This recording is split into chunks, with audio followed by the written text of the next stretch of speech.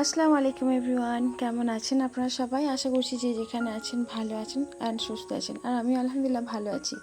আজকের দিনটা হচ্ছে বুধবার আর ঘড়িতে বাজে প্রায় 6টা। ঘুম থেকে উঠেছি, বাসি কাজও সব কমপ্লিট প্রায় হয়ে গেছে। তারপর এসেছি রান্নার রুমে, মানে কিচেন রুমে, সরি। তো আপনারা সবাই আমাকে বলেছেন যে আমি কিচেন রুমে ইন্ডাকশন ওভেনে কেন পেপার দিই। অ্যাকচুয়ালি পেপারটা এই জন্যই দেওয়া হয়। তো এখানে পেপার দিই এই জন্যে ইন্ডাকশানটা ভালো থাকার কারণে। আর অনেক ক্ষেত্রে কী হয়, ইন্ডাকশানের যে ওপরে একটা রিং থাকে সেই রিংটাও ডার্ক হয়ে যায়, তবে বেশি হাই হিটে দিলে পরে রিংটা অনেক ক্ষেত্রে হয়। তো এইসবের থেকে হাতে রেহাই পাওয়ার জন্য, তারপর আমরা যে ভাজাভুজি করি সেই সবের জন্য যে এক্সট্রা তেল উড়ে পড়ে সেই সবের জন্য কিন্তু আমি এই পেপারটা দিই। তবে আপনারা চাইলে পেপারটা খুব পাতলাভাবে পেপারটা দেবেন, তাহলে হিটটা ভালো। এই টিপসটা আপনারা অবশ্যই ফলো করতে পারেন। আশা করি খারাপ কিছু ক্ষতি হবে না, ও ভালোই হবে। ইন্ডাকশান ওভেনে মানে পুরোভাবে যত্ন রাখার জন্য আপনারা পারবেন। তবে কি জানেন তো, পাতলাভাবে দেওয়াটাই বেটার। আমি যেটা দিচ্ছি একটু মোটা টাইপের, তবে পেপার হলে পরে যেন অনেকটা ভালো হয়।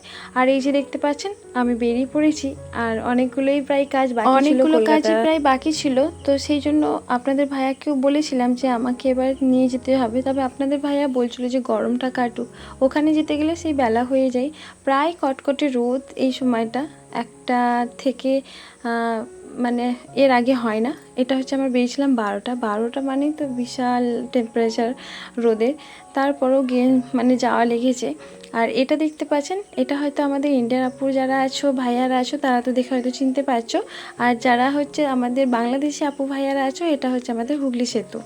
হুগলি সেতু বলতে দ্বিতীয় সেতু যেটা আমাদের কলকাতায়। তো এটা অনেক সুন্দর দেখতে। আমি যখন এইখান থেকে পার হই তখনই আমি এই ভিডিওটা শ্যুট করি।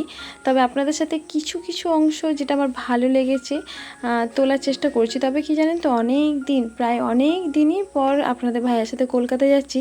ক্যামেরা বার করতে আমার বেশ ভয় লাগছে যদি আমি না ধরি।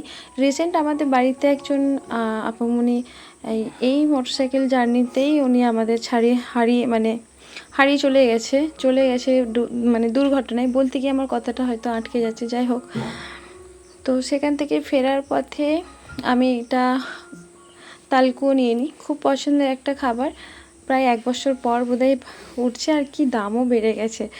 একটা পিস হচ্ছে 8 টাকা পিস, জানো তো। আর কুয়ো একেবারেই ছোট। যাই হোক, আলহামদুলিল্লাহ আমি খেয়েছি 1 বছরের। এটা হচ্ছে সিজনের খাবার। তো ভাইয়া জানে আমি এটা খেতে ভালোবাসি, দেখি হুট করে আপনার ভাইয়া ওই তালকুয়োর যে লোকটি ছিলেন ওনার পাশে গিয়ে দাঁড়ালো, বলছে কী গো নেবো? আর আমি কখনো কি না বলবো মনে হয়, যেটা আমার অনেকটা প্রিয়। আজকে কিছু ভিডিও শ্যুট করেছিলাম। এটা হচ্ছে আমাদের বাড়ির যে মৌলানা সাহেব মসজিদের, ওনার জন্য আজকে রান্নাটা ছিল। তো আমাকে হেল্প করছিল আমার ভাগিনা, মানে আমার ননদের ছেলে আর আপনার দাদা ভাই, ওরাই হেল্প করছিল। আমি ক্যামেরা শ্যুট করছিলাম। আর এদিকে রান্না কাজও সেরে ফেলেছি, সেরে এবার ঘরগুলো মোছার কিছু পার্ট আপনাদের সাথে শেয়ার করেছি। আজকে পুরো রান্নাঘরের সময়টা কেটে গেছে। আর ক্যামেরা নিয়ে ছোটোছুটি করি না, ফোন নিয়েও করি না, শুধু আপনাদের সাথে লাইভে টাইম দিয়েছি। আর ক্যামেরা শ্যুটই একদম করি না, কারণ আমার মনে হয় যে কোনো মানুষ যদি আমার বাড়িতে তার নিমন্ত্রণ থাকে, সে যদি কিছু খাবে আর আমি ক্যামেরা শ্যুট করব, সেখানে অনেকটা লেট হয়ে যাবে। সময় 1টা থেকে 1:20-র মধ্যে যেহেতু আমাকে ভাত রান্না করে দিতে হবে, অতগুলো নিজে হাতে কোটাকুটি করে আবার ক্যামেরা সেটিং করতে অনেকটা সময় লেগে যাবে। আমার বাড়িতে এমনকি কেউ আসলে পারে, আমার ক্যামেরা শ্যুট যেহেতু আমাকে ক্যামেরা স্ট্যান্ডে করতে হয়, বাবুটা অতটা পছন্দ করে না। সবসময় বলা যায় না, হয়তো 1-2 বার করবে, সবসময় ডাকলে পারে বিরক্ত বোধ করে। তাই প্রতিটা আমি যে শ্যুট করি আমি নিজে একাই করি, সেই জন্য কাউকে আর বলিও না। আর আমার একটা কাজে যেটা আধ ঘন্টা লাগে, সেটা মিনিমাম 1 ঘন্টা লাগে। যেহেতু আপনাদের সাথে শেয়ার করছি, এসে প্রতিটা অ্যাঙ্গেলে আমি যেহেতু ভিডিও শ্যুটটা নিই, সেই জন্য অনেকটা সময় লেগে যায়। এরকম ক্যামেরা শ্যুটের মধ্যে যদি আমাকে কে হেল্প করে দিত, আমি হয়তো আরও সুন্দর করে আপনাদের সাথে ভিডিও শেয়ার করতে পারতাম। যাই হোক, কিছু তো বলার নেই। সবার আমার যেরকম এই প্রফেশনালটা ভালো লাগে, সবার তো আর ক্যামেরা ধরে ছুটি করাটা ভালো নাও লাগতে পারে। তাই আমি যা কিছু ভিডিও শ্যুট করি সব রকম স্ট্যান্ড দিয়ে শ্যুটটা করি, কেউ আমায় হেল্প করে না। এখানটায় আপনাদের সাথে এইভাবেই ভিডিও শ্যুটটা করলাম বা শেয়ার করলাম। রেগুলারলি মেনটেন করার জন্য এই ভিডিওটা আপনাদের সাথে শেয়ার করলাম।